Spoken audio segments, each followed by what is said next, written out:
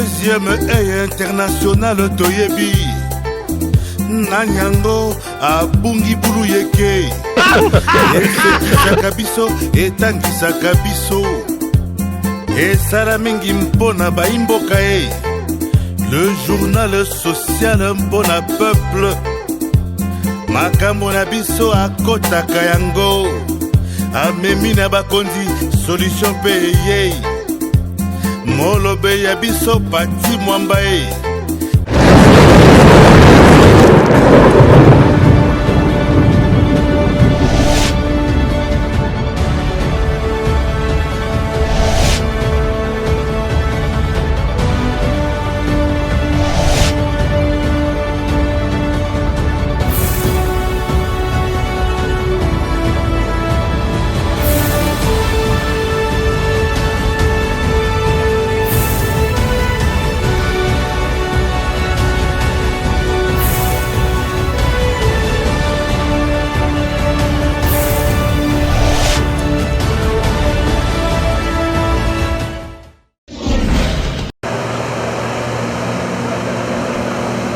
Des chantiers routiers qui avancent à grande vitesse. C'est la réalité de Kinshasa, une ville capitale en plein processus de désenclavement et désengorgement. L'initiateur de cette métamorphose déjà amorcée de la ville à la dizaine de millions d'âmes, le président Félix-Antoine Tshisekedi, a fait ce week-end la ronde de chantier pour palper l'avancement de travaux. Première étape, le quartier Kimbondo dans la commune de Mongafula. Un coin menacé de disparition depuis 2 décennies par de têtes d'érosion, rendant le quartier infréquentable. Une volonté, celle du chef de l'État, a suffi pour que les habitants de ce quartier reprennent le plaisir de vivre ici en constatant l'exécution parfaite de travaux. Chaussées modernes, digues et caniveaux, la nouvelle robe de Kimbondo sera très bientôt livrée. Un autre coin de la capitale qui retrouve un plaisir de vie inespéré, c'est le camp Luka. Après avoir vu pour une première fois un chef d'État fouler leur sol en mai dernier, ils goûteront bientôt aux délices d'une chaussée et de ponts modernes qui vont désenclaver leur cité, longtemps placée en isolement. Ici aussi, le chef de l'État Félix-Antoine Tshisekedi a constaté avec satisfaction l'évolution normale de travaux. Le cortège présidentiel a ensuite poursuivi son parcours pour s'arrêter cette fois à la 6e rue Limité, où des espaces d'attraction sont en plein aménagement. Entre la 3e et la 6e rue, plusieurs parkings seront érigés avec une capacité de 200 véhicules pour éviter de stationnement incontrôlé sur la route. Quittant cet espace, le président de la République va cette fois descendre sur la route Kikwit vers la 2e porte de la foire internationale de Kinshasa. Cette chaussée en construction n'est figurée quasiment pas sur la carte et a été créée pour désenclaver les quartiers Mombele et Alimete, une partie des communes de Ngaba, Lemba et Makala. Si la chaussée a déjà pris forme, il ne reste plus que le pont à jeter pour relier les 2 parties avant l'asphalte. De l'ouest de la ville, en passant par le centre, c'est à l'est que le cortège présidentiel va terminer sa ronde. D'abord sur Sekomaf, une route impraticable et inaccessible en réhabilitation depuis le mois de janvier dernier. Le chef de l'État Félix-Antoine Tshisekedi a constaté l'évolution de travaux sur cette route de desserte agricole dont 5 de 15 km prévus sont déjà exécutés grâce au programme de modernisation de la voirie urbaine dénommé Tshilé-Gelou. Les maraîchers ont profité de l'occasion pour soumettre aux premiers citoyens du pays leurs doléances liées notamment à la spoliation de leurs espaces. Le président Félix-Antoine Tshisekedi a promis à ses compatriotes de suivre de près leur dossier. C'est enfin sur cette chaussée, au nouveau visage, que le garant de la nation a bouclé sa tournée d'inspection de chantier. Terre jaune n'est plus une route en terre battue depuis le dernier passage du chef de l'État. Bien qu'asphaltée sur une majeure partie, les travaux évoluent jusqu'à atteindre l'objectif. Presque partout à Kinshasa, le route se crée et celle existante se réhabilite. La vision transmise aux exécutants par le chef de l'État Félix-Antoine Tshisekedi est de désengorger et désenclaver les agglomérations de la capitale et simultanément celles de province du pays.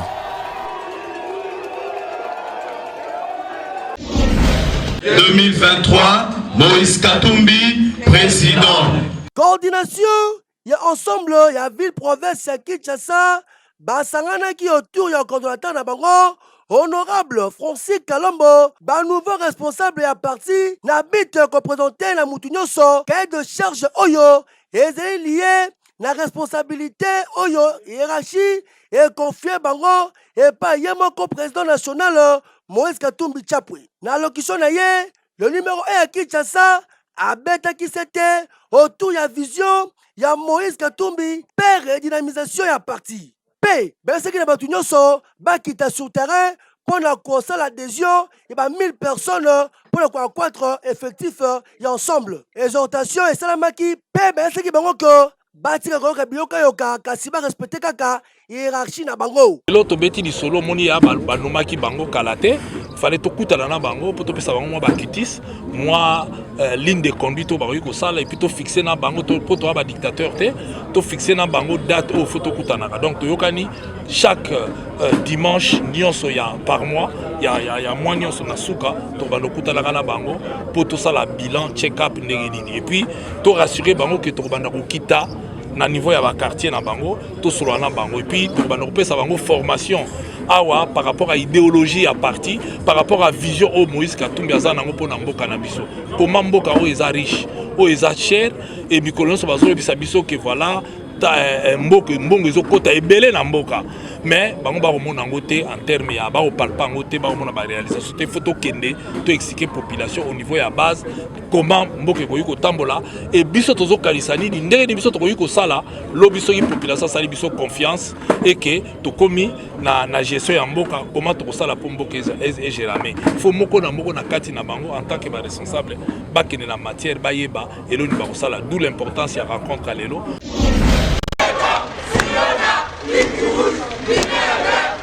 Yaya bazalaki mobilisé mobondo liboso ya hôtel de ville ya Kinshasa bango banani baike ya force du progrès moko ya bastructure ya ligue de jeunes ya UDPS Kisekedi oyo ekomamaka epa ya président national Rémi Kunima Kayombo oyo babengaka ye kilo charge pona kotelemela pe kokebisa vice-gouverneur ya ville province ya Kinshasa Gérard Mulumba Lese Koko na oyo etali même mise sur gestion ya OVD na oyo etali affaire ya infrastructure pe kosoutenir toujours barchois chef de l'État bondimela ngai ke zalaki nde opesi mwambo aboyi basifle bavuvuzela ezalaki au rendez-vous kasi tango bazali koreklame bakutana vice-gouverneur Jekoko Mulumba batindelaki bango nde directeur ya cabinet na bango baboya ye na motema moko malgré conversation yaki na yango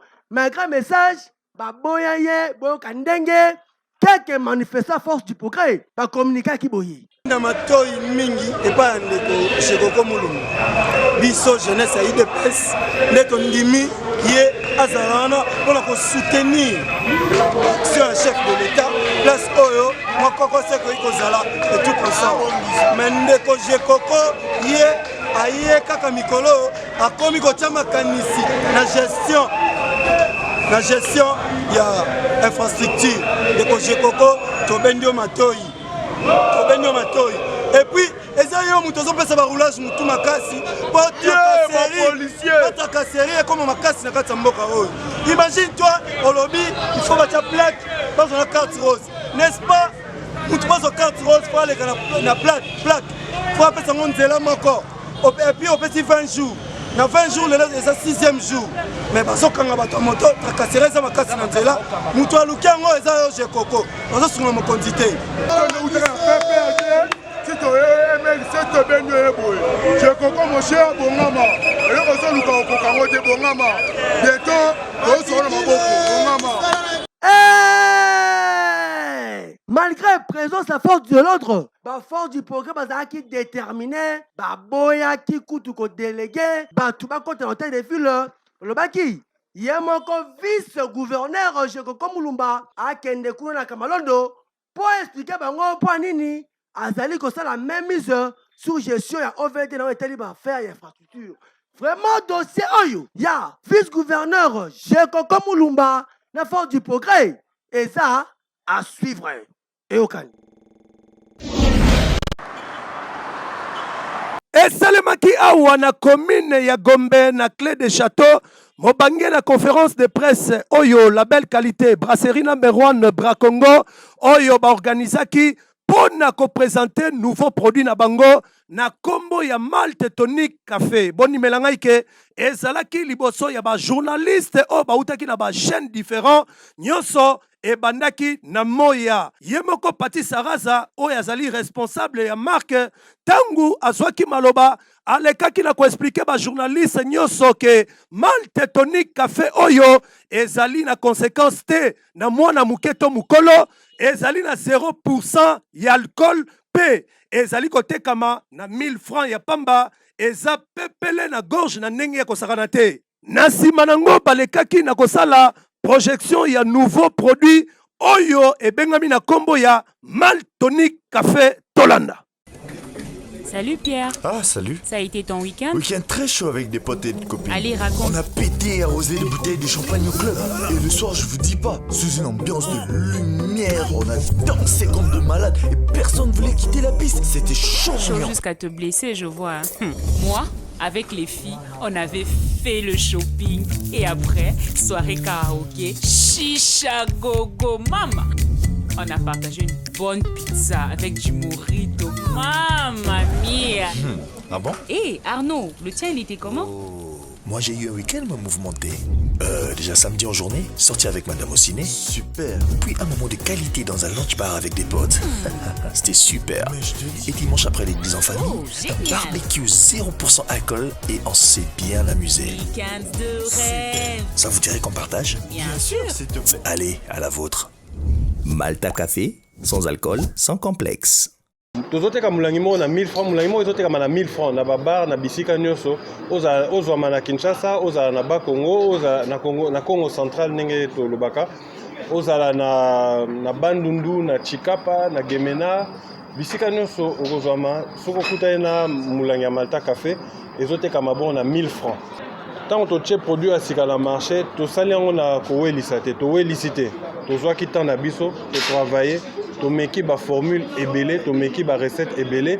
Oyo elongi na ba test nyonso, o to mekaki awa na Kinshasa na ngomba Kinshasa to mekaki yango pa batu. Formule oyo elongi eza oyo lelo toza ko servir ba consommateur.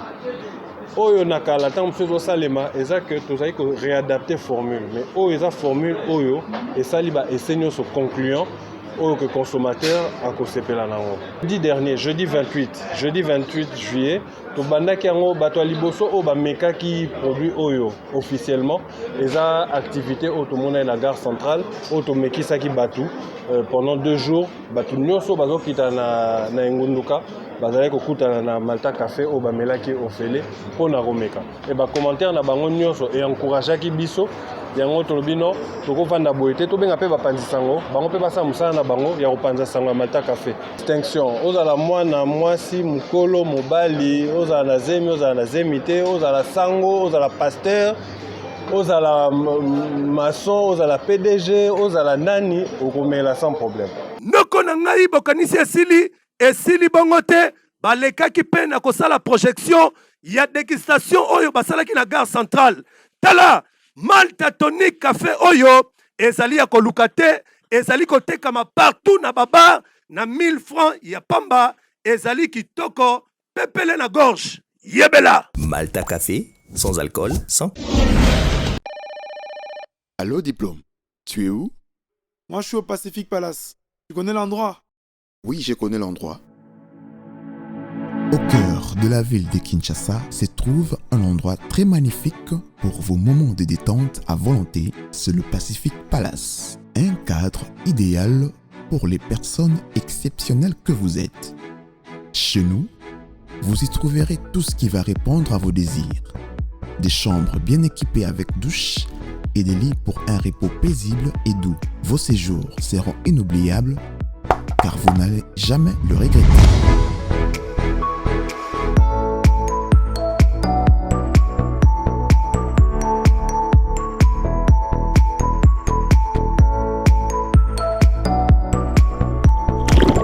Une piscine pour une nage non-stop.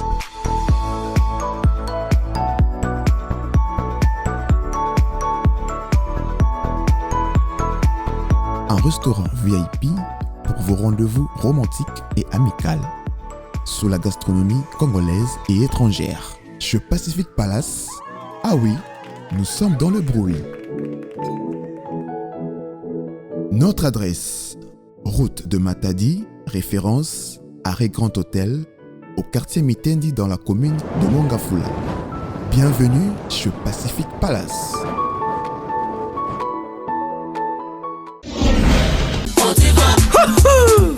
Bana bayango santa kitoko ntoto makasi suka na mbimbi oyo suka na mbimbi potiva poto pona ba bébé pro meilleure qualité toujours vitamines protéines et puis échanger prité 800 francs toujours 800 francs poto kitoko pona ba bébé pro Baba yango santa kitoko ntoto makasi suka na mbimbi oyo suka na mbimbi Makusa Protiva poto kitoko pona ba bébé pro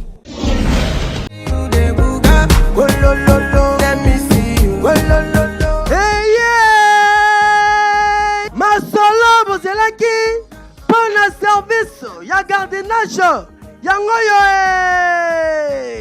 groupe Tonsia Security GTS na mukuse ya le DG valable Tonsia Mbala Bebako bayeli bino innovation awa bazali na service yele lokola gardiennage sécurité événementielle Yamutu ozali na matanga fête réception mariage coutumier religieux avec ba maître plein ba conseil la yo service à sécurité okozwa incident ta mon côté ba suka wana te bazali pe na sécurité incendie sécurité électronique kuna bazali kosala ba installation ba caméra de surveillance ba détecteur ya mouvement ya alarme na biloko ya ndenge na ndenge ebongo tracking de véhicule et gestion de carburant batikali nsima te na groupe Tonsia Security bavandisa indusa sans problème kuna bokomona gestion ya bacharwa automobile na facilité nyonso avec batelefone mpe baordinateur grâce offre oyo ekopermettre bino boyebana kocontrôle bavéhicule mpe kogérer consommation ya carburant mpe lisusu baconducteur nyonso grâce ya système ya identification mpe localisation bavéhicule. Ouais, nasengi population congolaise nyonso oyo eza produit purement congolais toza koassurer sécurité ya babien mpe ya bino bato katikati na ville ya Kinshasa ainsi que Congo mobimba. Toza na ba gardiennage, sécurité événementielle, sécurité incendie et puis tracking véhicule.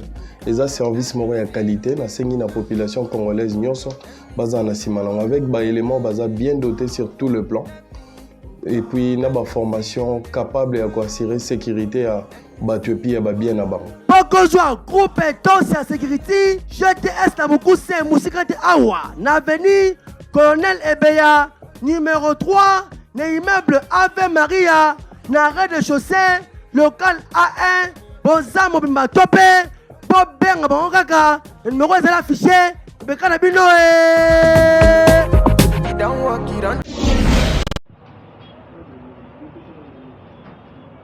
tambola na Kinshasa omona makambo na tangu oyo ke ba pasteur esengeli bateya batu royaume des cieux batu babongola mitema bango bazali koteya batu kaka prospérité kobonga libala musala ebongo mabonza 4 paniers mobimba alors que basini attendent la fin et comme komonana lokola awa na RDC na Kintsuka mami wata abimi na mai kaka ndenge bozali komona na bilili abimi azali kozwa mupepe kitoko nzoka ne noko moko abatama azali kozwa ba image kaka ndenge bozali komona bu tati wata asignala ye ke bazali ko filmer yo tala ndenge nini mami wata azali kokima asote mabanga bu abetani mutu oyo nyonso noko ezali kolakisa ke tokomi na temps de la fin esengeli batu babongola motema bandimela nzambe na tanke boteyaka batu kaka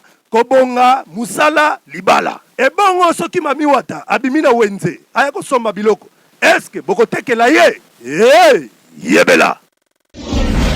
Lelo Cybercafé Jafar n'a pas confirmé que année oyo développerie ezali. Ils a confirmé que ezali et au mois d'octobre. Début octobre développerie d'être au fond là bureau na biso pour na boya ko beta DV et vous allez ouvert pour na mutu nyon surtout oyo akoki ko beta DV. Et en plus Mboula oyo tozana bonne nouvelle les anini. Département des États-Unis a oti kolongo la condition oyo ezala ki ya passeport. Ya ngomoni biso pe Cybercafé Jafar toye ko pesa bino nouvelle tour oyo ko beta DV ezo senga lisusu passeport te. Bomi tungisa te pona ko salisa passeport po oyo ko beta DV. Tozongi ndenge ezalaki na kala. Moto ya sans passeport oyo ko beta DV na yo pe so rezu chance na yo o gagner DV na yo. Boyebi que Cybercafé Jafar na $5 ya pamba mbula oyo na $5 pour permettre mutu nyos aya ko beta DV na ye. Na $5 oyo o beti DV na yo o gagner et puis cyber na biso ko tira yo prise en charge. Bino batu oyo bozana ba problème bozana ba difficulté yaka ko beta DV ata ozana mbongo te ceux qui ont gagné Cybercafé Jafar et ko zoyo en charge. Na limina kebisa population na biso ezana batu bazako leka la banzela oyo bazolo ba ke Cybercafé Jafar etindi bango pona ko kanga ba photo na ko betela DV. Bo sala très attention. Cybercafé Jafar to tinda ka batu na nzela te parce que moment e DV nanu ekokite. Batu wana bazoya na banzela bazozo ba identité na bino na ba photo na bino po basayela ba identité na bino na batu mosusu. Alors bokeba komeka kopesa identité na yo na moto o yebite o ya na nzela o pesa identité pour abetela au DV. Bo sala très attention. Ce qui devait fungwami na mois d'octobre et permettre bino nyonso boya ko beta DV na bino. DV loterie ezalaka na makambo ya pré-enregistrement te. Na lingi bozala na kimia bozala na calme batu bakosa bino te. DV loterie pré-enregistrement za makambo lokuta. Si tu as devenu le fungwami te et ko fungwama début octobre. Et ce qui est fungwami et ko permettre maintenant Cybercafé Jafar to betela bino DV to kangi ba photo to tindi dossier na yo pe na suka nango to remettre yo accusé de réception. Bato bazo sa la bino ba pré-enregistrement bazaka ko koma makombo na bino na kati ya kaye pe bazo bangisa bino boza na kimia DV loterie et ko bandana début octobre ba place eza pona mutu nyonso ba place ya DV zaka illimité. Donc banga te que non il faut na komisa liboso komo mama komisa kombo ezate DV okoya na mois d'octobre et ça la 34 jours. Pendant ces 34 jours au repona mukolo na yo moko oyo okoya ko beta DV pe ba Cybercafé Jafar to rozala wana pona ko yamba bino to beteli bino DV après to remettre bino accusé de réception oyo ko permettre yo na mois de mai oya ko vérifier ba résultat na yo. Pona ba cyber na biso bokoya ko beta DV na cyber oyo ezalaka na bon marché oyo esali lelo 22 ans. Tozawana na avenue Flambeau croisement titre foncier juste à Pénéa Roban pour mon Cybercafé Jafar esali 22 ans ezawana tokoyamba bino pona bana ya chango Selenjili Masina cyber na bino ezawana na restaurant DFC en face à Eucalyptus. Cyber wana ezawana pona koyamba bino $5 ya pamba. Oye na cyber na biso beti DV pona bana Masina, bana chango mobimba. Et puis litoza lisusu na victoire na immeuble ya PDG Mayalos. Donc wana Cybercafé Jafar toza présent pour la bana secteur wana nyonso et permettre biso to betela bino DVP au gagner DV tozoyo en charge lokola tozo bandeko mosusu to bosanité pour na bandeko na biso ya monga fula ngalema na Gombe tozawana na Kitambo magasin to kangamina shop Vodacom Cybercafé Jafar ezali et sans oublier na Brazzaville to bosana binote cyber na bino ezawana le seul et l'unique cyber au tozana na Brazzaville tozabongo na rue Basundi numéro 39 bis sur croisement de la paix pour mon Cybercafé Jafar en diagonale ya mairie ya Mungali juste ce que vous avez la mairie à Mungali en diagonale nango okomona Cybercafé Jafar. Teresa Javre, bébé travaille pas boss Jafar. Au Sénégal, on va en appeler Naki. Les aïe, on est à Olobate, Tembezate.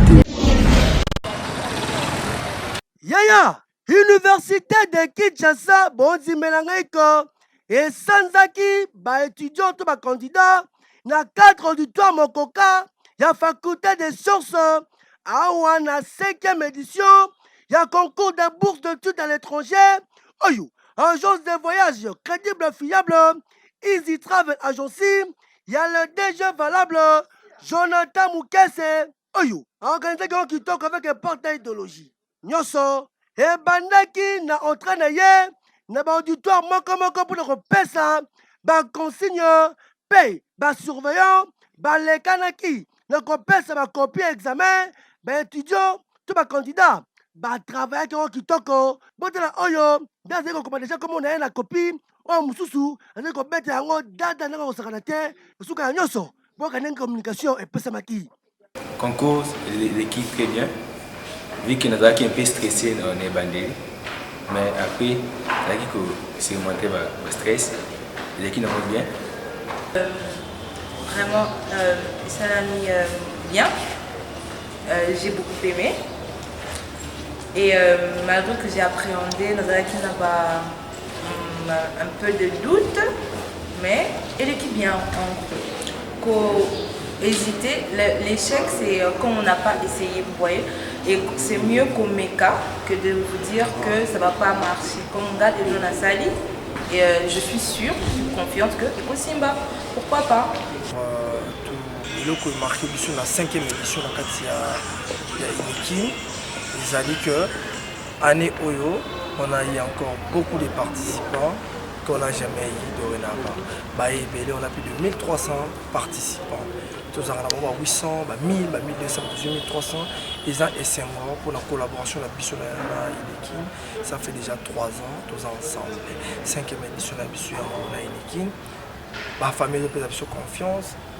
L'université d'autorité et l'université de confiance, il y a faculté de confiance, l'autorité peut étudier, il y a faculté de confiance, il y a toujours à chaque année, toujours ça là-bas exploit, toujours avancé, toujours qu'il y a.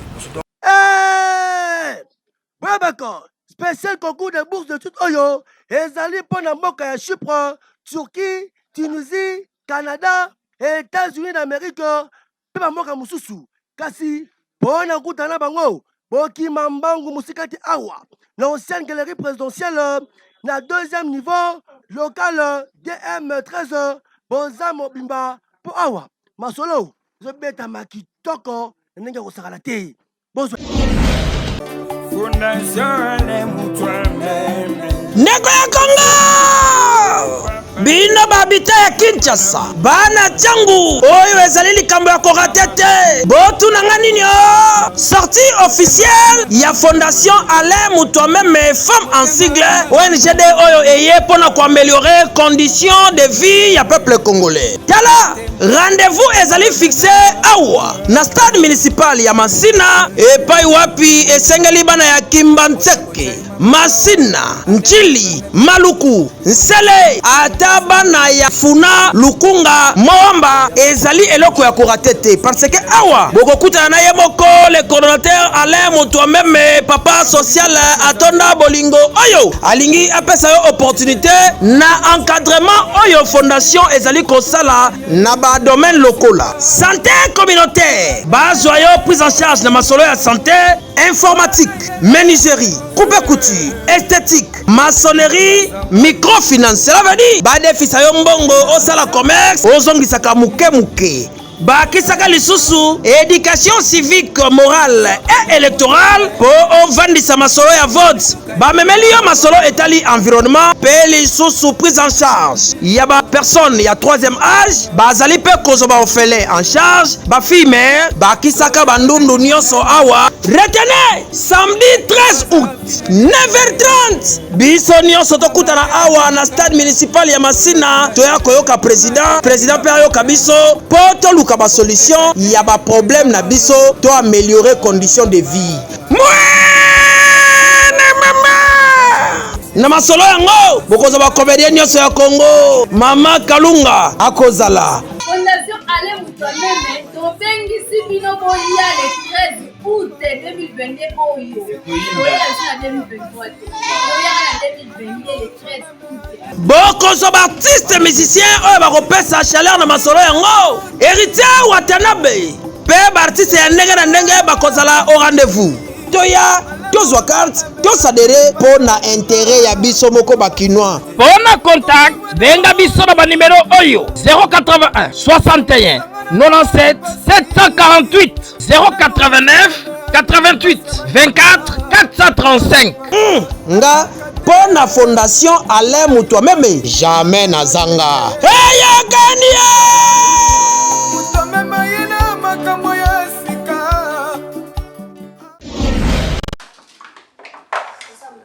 Yana ngai na tangu ovandi na yo na ba ozali ko célébrer ozali ko mela ko sala dépense ozali na ndaku ozolia kitoko yeba ke kote mususu ba misusu bazali ko lukata 500 francs pamba oyo pona ko somba tamatembele lokola awa na orphelinat Christ et ma bannière bondi mela ngai ke orphelinat oyo ezali ko kumbama epai ya pasteur Onésime oyo azali ko encadrer bana ebele kaka ndenge ozali komona awa babengaka papa ya bana ebele kolia awa ezali pasi ebongo ba classe ndenge ezali kobanda bayebi te bakosuka ndenge nini bazali kobelela bato mitema malamu baya kosunga bango ata na basaki ya classe to pe mwa masangu mwa loso. Nazwaki vision oyo depuis Brazzaville bakotelaki ngai na babriga apetaki masasi nazwa masasi na lokolo kuya na yaki sasa na bima na couper na kati. Alors moi ndambo mbongo nazalaki nango 3 jours après après 4e jour na yoka mungongo nzambe lobi na ngai zwela bana na ngai baza na balabala ndaku obokola bango salela bana na ngai orphelinat. Alors orphelinat Christ et ma bannière et banda na vision wana yango na ye liboso ba konzi na ye liboso ya ba bourgmestre na ye liboso ya ba gouverneur de la ville na ye liboso ba ministre na senga aide parce que nazo boko la bana ebele ba moyen na biso eza vraiment limité bana baza ebele soki boye awa vraiment bon na ndenge bana ba souffrir na beti porte et pas ya ba homme d'affaires ba femme d'affaires ba maman oyo basali la nzambe ba papa oyo basali la nzambe baya ko soutenir bana oyoyo boya bu porter biso la main forte vous allez pas mboli parce que Bible zoloba na Jacques 1:27 la religion pure et sans tache devant notre Dieu consiste à visiter les faibles.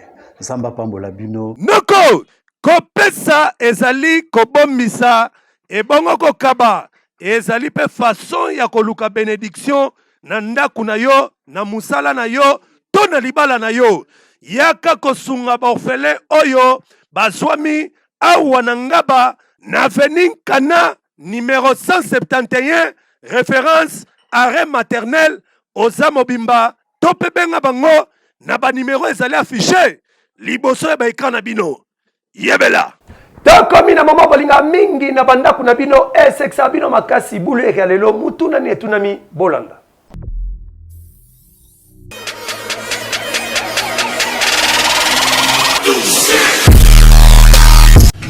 bulu yeke nde nayebisi bino bulu yeke nde epai ya bavoisin zololo ekoti ya ndenge ya kosakana te zololo yango tofini bango fio bawewa nyonso moyo wenu motu nyonso ezali boye sibule ezali sibule ya fufu ya masangu to sibule ya fufu ya manyoko sibule no olia yango te ya dongo te na ma restaurant na olia sibule te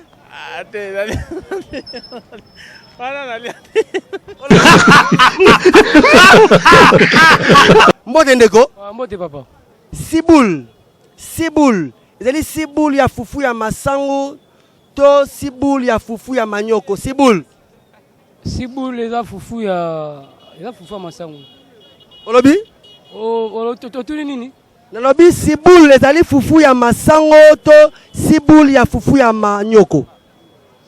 Siboule eza fufu masango te. Eza pe fufu manyoko te. Mais eza siboule eza comme maman boye. Donc moi je vais justifier aller un peu siboule dans restaurant.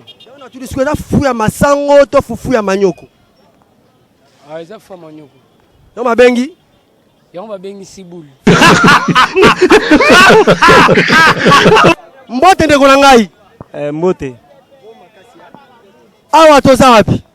Awa toza na Victoire. Mutu eza boy, mutu ezali boy. Siboule ezali siboule ya fufu ya masango to siboule ya fufu ya manyoko. Siboule ezali kidiba. Nendeni kozala kidiba. Kidiba eza siboule ya fufu te, eza siboule ya fufu ya masango te, ya manyoko te, ezali kidiba nde siboule. Ndeko Felika ninda marché central tomonyo awa mutu ezali boy. Siboule ezali siboule ya fufu ya masango to siboule ya fufu ya manyoko. Eza siboule ya fufu. Eza nyonso basangisi. Osoli yango déjà? Nali yango déjà. Wapi na restaurant to na ndako maleo a resto nali yango déjà partout. Yo babengi fufu.